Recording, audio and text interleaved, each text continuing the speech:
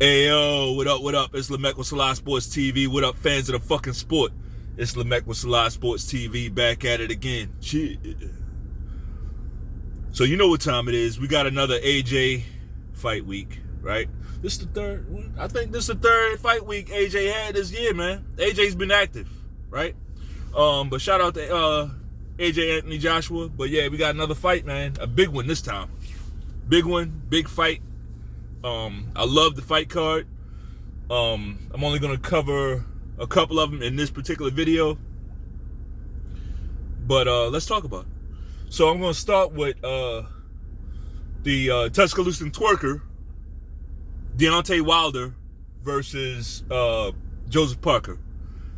I like the fight. I think the fight's overdue for Wilder to be fighting guys like this. I wonder what took so fucking long for him to be fighting guys like this. I mean, just look at the guys who Wilder, look at his resume. His resume is terrible. I mean, aside, you take Tyson Fury off of Wilder's resume and then look at his resume. It's terrible. It's absolutely terrible, bro. I mean, aside from Tyson Fury, you got Luis Ortiz on there. Like, he don't even have a Charles Martin on his resume. And Charles Martin is a PBC guy. As you can tell, I'm not a fan of Deontay Wilder. I'm not a fan of any man that twerks, frankly. Any man that twerks, I'm not a fan. But then if the same guy, if a twerker, right? If the twerker is asked a question by his girlfriend, the twerker's girlfriend asked him would he blow his grandfather. I'm going to find something strange about that, right? That's kind of the second strike for me. I mean, it don't mean nothing. Hey, look, Wilder's still getting his money. One man's opinion ain't going to hurt him, right? I'm just telling you. You twerk, then your girlfriend or your wife, whoever, asks you if you would blow your grandpa. Why would she ask you that? Why would your woman ask you if you would do that? Is it because she knows something about you? But anyway, that's the second strike. But then the third strike is you don't even zap out. You don't even say, hey, don't ask me no shit like that. The fuck wrong with you? Bitch, don't ever ask me no shit like that. You ain't say that. You said, well, it depends on... It depends? It depends? Look, there ain't that much playing in the world, bro. Fuck this nigga. Okay? We got enough weird shit going on out here in the world. Like, I'm off that. I'm off that. I'm over that. Fuck that. That's some weird shit. Anyway, let's talk about the fight, right? Let's talk about the fucking fight. So, this is a good fight, man. On paper, it's a good fight. Joseph Parker, let's start off with him. Joseph Parker's a good boxer, right? He's your typical, prototypical boxer. Lots of movement, right? I do think he's slowed down a bit. He's not as young as he once was. So it's not the same amount of movement that it was, but still decent movement, especially for the heavyweight division. I would consider Joseph Parker a mover, right? Fast feet. Joseph Parker, another thing about him is the guy's pretty durable, right? Joseph Parker is a good boxer. He's going to give you most of the pure boxing aesthetic, okay? Every now and then he'll counterpunch, but the thing about Joseph Parker, at least according to most of the boxing public, is the guy has no killer instinct. And I could somewhat agree with that. Right? Now, the reason why I say somewhat is because if you're in a fight with Joseph Parker and he determines that, wait a minute, this guy don't belong in the ring with me. If it clicks in his head that he's head and shoulders above you, he will get you the fuck out of there. Right? He will do that. So that's why there's a level of intrigue with this fight, because we all know Deontay Wilder ain't no boxer, bro. Like, he's one punch man, right? He's one punch man. He walks around the ring getting his ass whipped for rounds and round after round until he lands that right hand and the fight's over. right? So that's the level of intrigue. It's the dynamic between the two.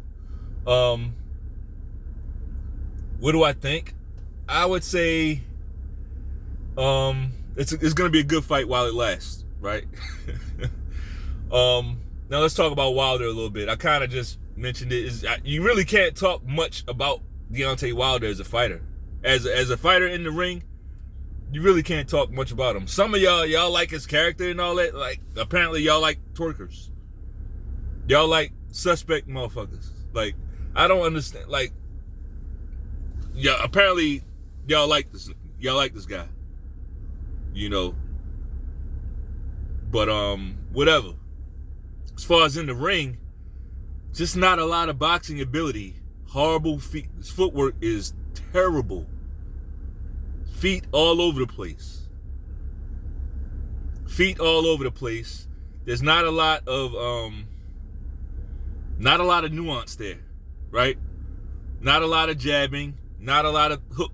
He doesn't really throw the hook a lot. He will throw it sometimes, and frankly, I don't think Wilder has the worst hook. His hook is pretty good. He dropped Tyson Fury with a hook, right? I mean, he landed the right hand first, but he landed the hook as well. But just he doesn't have the array of shots. You know, like I said, he's not going to do anything new. He's not going to do anything new. Nothing. He's going to stalk you around the ring or be on his back foot around the ring. I've never seen a fighter like Deontay Wilder. Ever. I've never seen a fighter like this. And frankly, I'm going to give him his props right here. I'm going to give a shout out to Deontay Wilder for being able to parlay that set of skills into these types of paydays against professional boxers. Like, in my opinion, he ain't even supposed to be here. He ain't supposed to be here. Now, there was a lot of chicanery that got him here, right? They pulled a lot of strings got pulled for this guy to get here, and who knows what type of backdoor deals he was making. Pause for me, but not for him, because I think it's some backdoor deal making that went on, because this guy's he's never good enough to be there. Never good enough to be there, but he got that right hand. Nobody can take that away from him. Not me. Nobody can take that right hand away from him. His hand. Let's talk about the right hand. Hand's been surgically reconstructed several times. That right hand has actual metal in it. Okay. So it's debatable whether debatable whether that hand should be allowed or not, right? That's debatable. Like, if you would allow anybody else to do it, then fine, right? But when it happens to somebody else, another fighter, and they get a bunch of metal put in their hand, right? And then they start fighting with it, knocking people out with that one hand, then you got to keep that same energy. That's it. I'm okay with it as long as we're going to keep the same energy across the board. That's it. That's my take for everybody. Like, my filter don't waver depending on, well, I like this person, I don't like this person. Like, everybody get ran through the same fucking filter. And what you end up with is just what you end up with, period. So I don't know about that. I don't know if, like, it's boxing. The sport's already dangerous enough. Right? It's already dangerous enough. And he's using that right hand like he's using it like that's the only thing he got.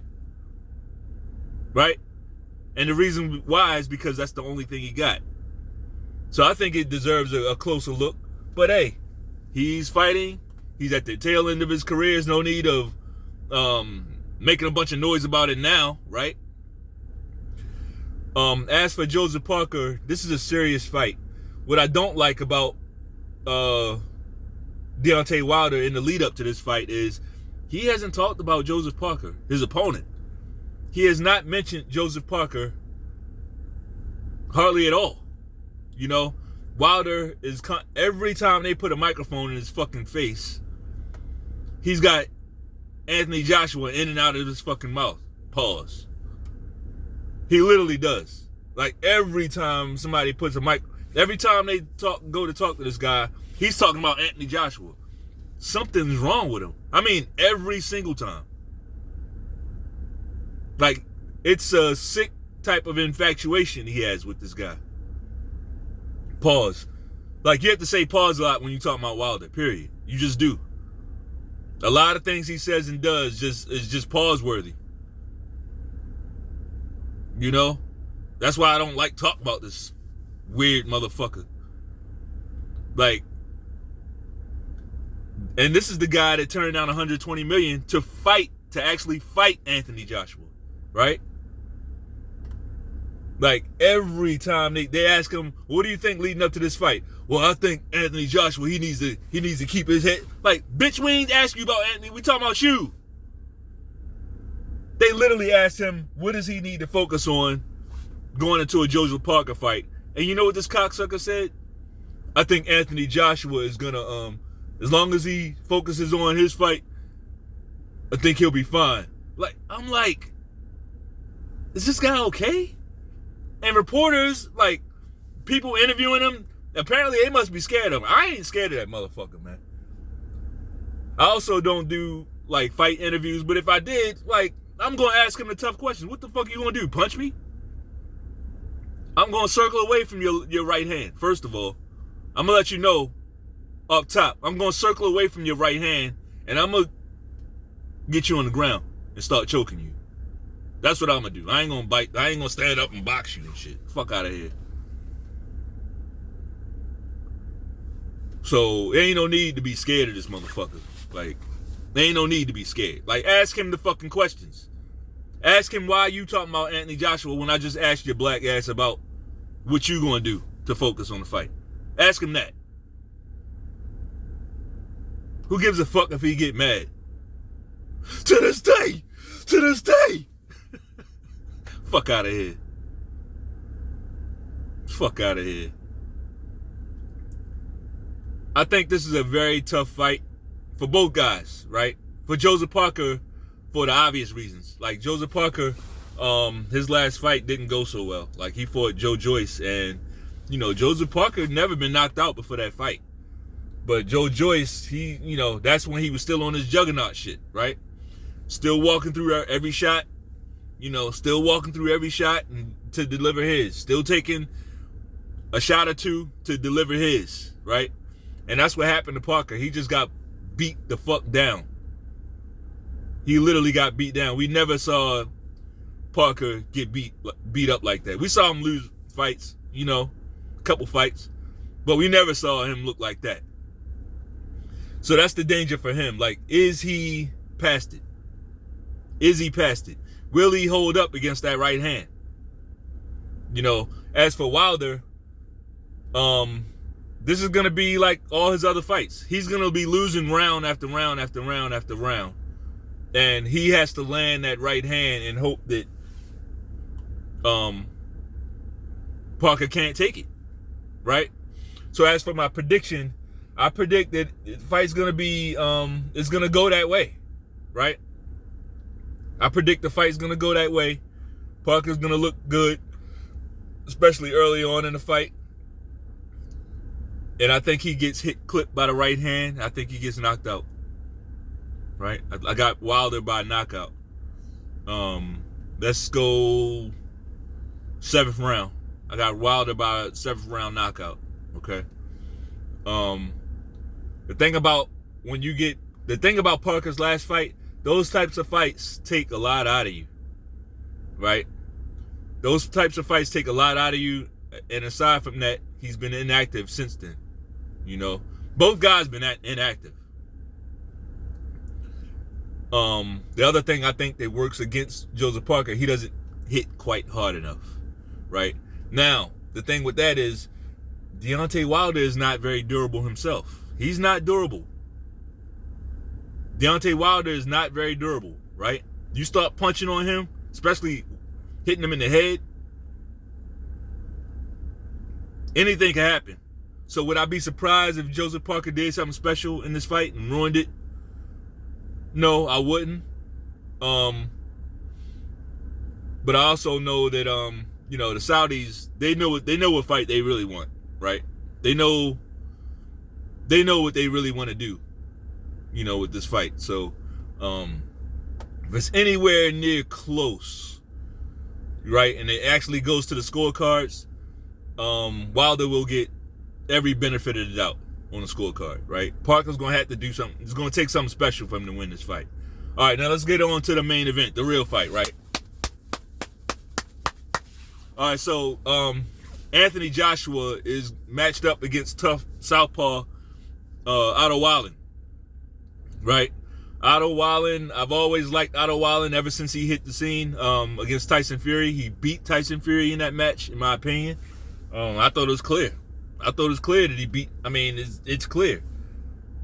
We've seen guys get beat up like that, get bloodied up like that, and the fight stopped. We've seen far less cuts stop fights than the one Otto Wallin gave Fury, right? But for whatever reason, they allowed Fury to bleed profusely all over the ring, all over his opponent, all over the referee. He's bleeding round after round everywhere. It looks horrible on TV, but they let the fight finish because, he's Fury. He's a fighting man. Yeah. Fuck out of here.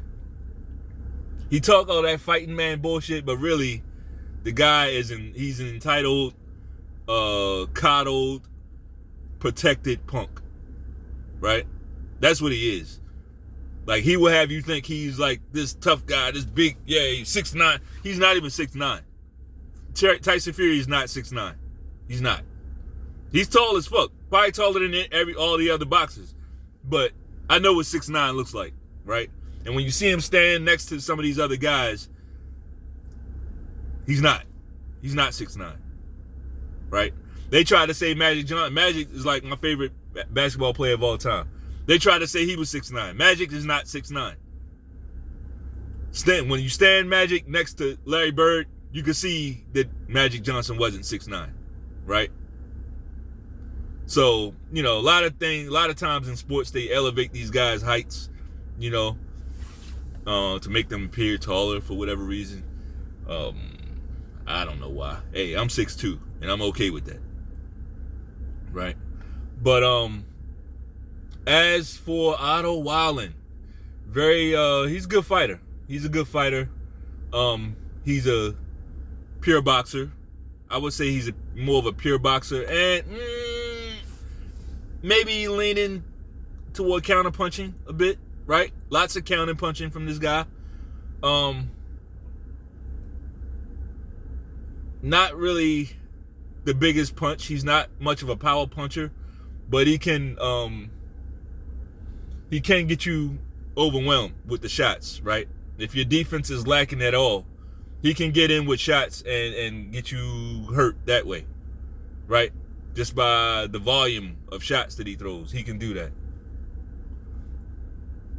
So he has good feet, in a lot of ways. There's a lot of similarities between Otto Wallin and Joseph Parker, except Otto Wallin is a southpaw and Parker is orthodox fighter, right? So Otto Wallin, he's pretty durable, right? Pretty durable guy. I think this is the hardest puncher he's ever fought in his life, right? In his career, I'll say that. AJ is definitely the hardest puncher Otto Wallin ever fought, and possibly the best fighter he's ever fought. Yeah, I said it. He beat Fury. Otto Wallin beat Fury, right? So, yeah, I would say this could possibly be the best fighter he's ever fought, right? What do I think about AJ? Well, let me say this first about Otto Wallin. He has one path to victory in this fight, and that's to put on a performance similar to what Usyk did, right? Usyk was able to dance in and out and throw those bee stings to AJ, and Usyk, he's not in the hurt business. It's all about boop, boop, boop. I booped your nose. I made your head go back. Oop, I made your head go backwards. That's Usyk, right? So he makes you kind of look bad by doing stuff like that. Like, it's all about landing these little shots that make your head do like that. Same thing with Lomachenko. But, and they depend on that shit for victory. Now, he got 2 victories booping AJ's nose in fights, right? So, you asked me about Otto Wallen. He's going to have to put on a Usyk type performance. He's going to have to do a lot of that. He's going to have to make AJ look bad with the footwork. He's going to have to be able to hit AJ with shots that he don't see or shots that he's not expecting. And the reason why it works for Usyk is because that Papachenko, which is the trainer, that he teaches a style where they throw a lot of shots off the wrong foot, right? So you're not expecting, because of the position of their feet and their body, you're not expecting a certain shot to come, but they can get it off, right? Not only get it off, but get back out of range at the same time, right? So that's what Otto Wallen's gonna have to do to win this fight against AJ. Now, as for AJ, I've been liking what I'm seeing, but more importantly, I've been liking what I'm not fucking hearing leading up to this fight, which is what I have been hearing is AJ pouring out his heart, letting everybody know what he thinks and how he feels and all that shit. Apparently, he got the memo that people don't give a fuck, right? People don't give a fuck. Like, the more he shares, the more people gonna pile on, right? That's how it goes for some. That's how it goes for some people. Some people just don't, especially when you don't delve in the mud. You know, you hold yourself to a higher standard. You know, you keep your head up, you keep your back straight. You don't give people a lot of fuck shit to aim at. You don't have any outward, you don't carry a lot of outward toxicity with you. A lot of people just gonna naturally hate on that. That's how society is. You know, when people see guys like that, they tend to want to bring them down to size. Trust me, I know all about that. I know all about it. Like, when people see guys like that, it's like, oh, you think you all that. Bitch ass shit. Faggot shit. Right? Because you see a guy who has a lot more, what's the word? I don't even know the word. Because it's not about good person. Because I don't know these guys as people.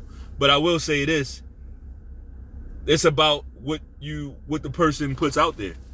And AJ he's always been a positive guy, right? Always positive, always good role model, you know, all that corny stuff that y'all think is corny. Go back to my Charleston White video and like you'll see why he felt the need to spew a lot of the shit that he did. So like to get your attention. Because if he come out and say only good stuff, he get treated like AJ, right? He'll get treated like, I could go down a list, a bunch of people. Right? So AJ's kind of, that's what he goes through. The reason why he's hated is not because he's a bad guy. It's not because he's out here choking up chicks, and it's not because he's getting in hit and run DUIs, and it's not because he's fighting in clubs. It's not because you see him out drunk, stumbling, and it's not because of any of that. It's because he doesn't do it. It's because he doesn't do any of that stuff. So people, it's like, people had his natural, fuck him. Okay? But none of that matters because the fight's here. They got to fight tomorrow night. And what I see in this fight is the best version of AJ, one of the best versions of AJ that we've seen in a while, at least.